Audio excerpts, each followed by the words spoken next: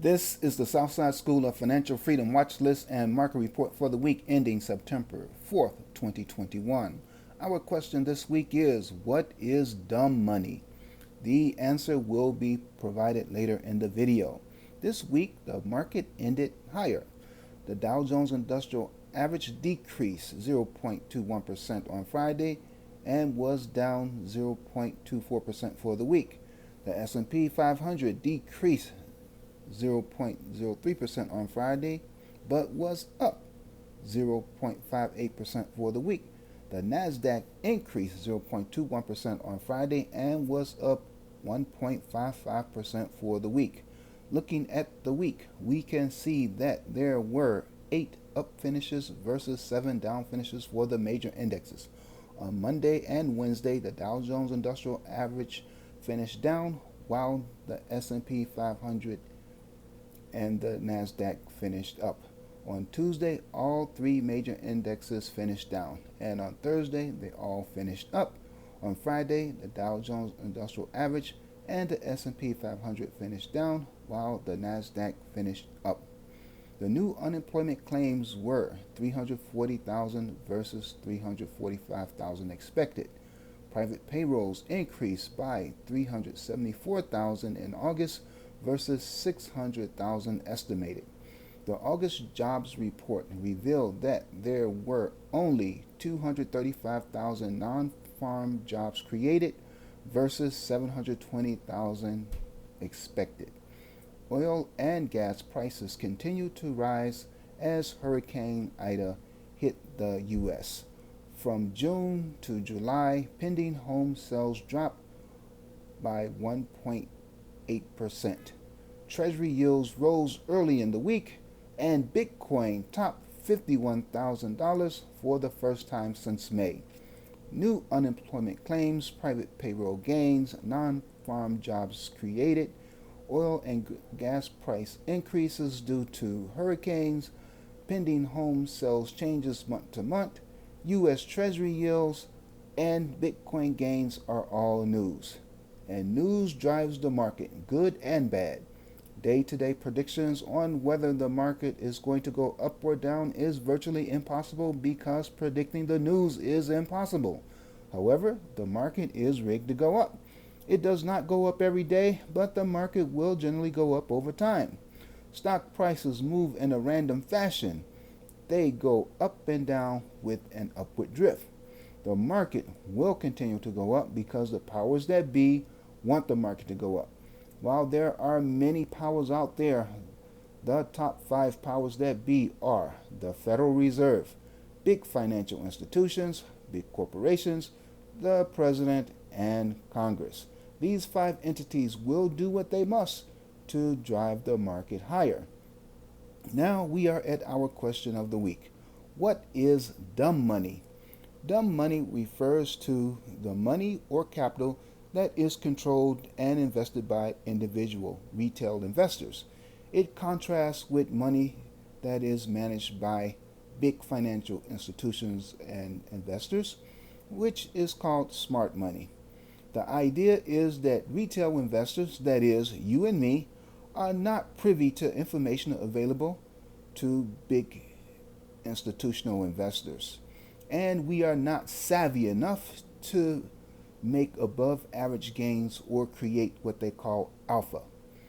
Retail investors are prone to trade or invest without market information. Their trades and or investments generally regress to the mean. They are unlikely to get above average returns. They often trade contrarian trades, which is very risky. Retail investors do best and usually better than big financial institutions by passive investing. In fact, most professional money managers do not consistently outperform the S&P 500 index. Do you understand the difference between smart money and dumb money? Do you follow the smart money, or do you outsmart the smart money by passively investing in an S&P 500 index fund? Do you own any stocks at all? If not, why not? Is it because you do not understand anything about the stock market? Well, it is not taught in school. You are going to have to teach yourself if you ever want to learn how to get wealth and income through the stock market.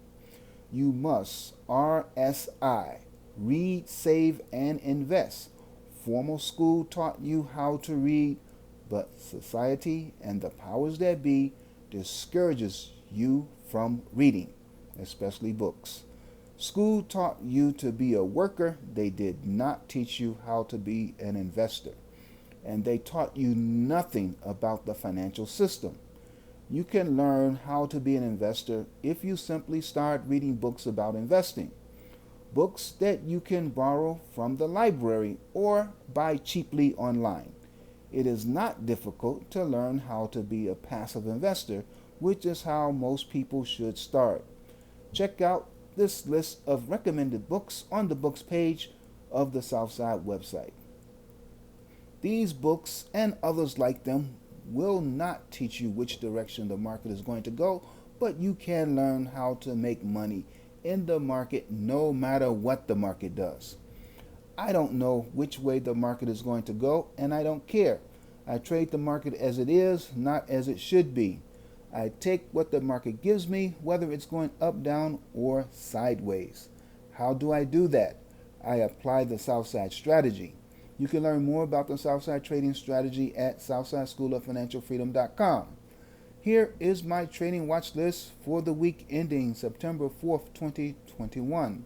I trade at least 3 of the stocks on the list every week. The strongest performer on the list this week was 3D Systems Corporation, ticker symbol DDD. It's in the first column. It increased 6.6% for the week, but it was down minus 1.45% on Friday. 3D Systems is a 3D printer company. They produce 3D printers and digital manufacturing solutions for customers worldwide. Looking at a summary of results, you can see that 3D has increased more than 205% year to date. I did not trade 3D this week, but I have generated cash flow from it in the past. Whether a stock goes up or down, you can generate cash flow from it. Whether you own a stock or not, you can still generate cash flow from it using the Southside strategy. The Southside trading strategy involves trading for weekly cash flow, that is trading for income. SPY is shown at the bottom of the third column. SPY is the S&P 500 ETF. This is the benchmark I compare my trading performance to. My objective is to beat the S&P 500 index while at the same time generating cash flow. Most professional money managers do not consistently outperform the S&P 500 index. They usually lose and lose badly to the index. Thus, most investors and traders should just invest in or trade a market index fund or ETF like SPY. What do? Do you beat the S&P 500 index? Do you have a watch list? What is your investing and or trading strategy? How well do you do against the S&P 500 index ETF SPY? Let me know in the comments section. Are you willing to share your strategy? The Southside portfolio is not outperforming the S&P 500 index ETF SPY. The Southside portfolio is up 4.75% versus 21.18% for SPY, a difference of 16.43%. The Southside is losing to SPY by almost 16.5%. The primary reason the portfolio is losing is that the Southside is heavily invested in Bitcoin, and Bitcoin took a big hit for a few months. However, it has been recovering for the last month or so. Will the recovery continue? We'll see. The portfolio is 69.5% in a Bitcoin trust. Equities, including puts, calls, and ETFs, make up 11.05% of the portfolio. Cash is 19.45%. The cash flow generated for this week was 0.68% of the portfolio account value. The account value changed by 3.71%. Meanwhile, the S&P 500 ETF SPY changed by 0.63%. I sold option contracts on one position this week. It was a put that was $823.38. You can get more details, including the total dollar amount of cash flow for the week, on the website southsideschooloffinancialfreedom.com.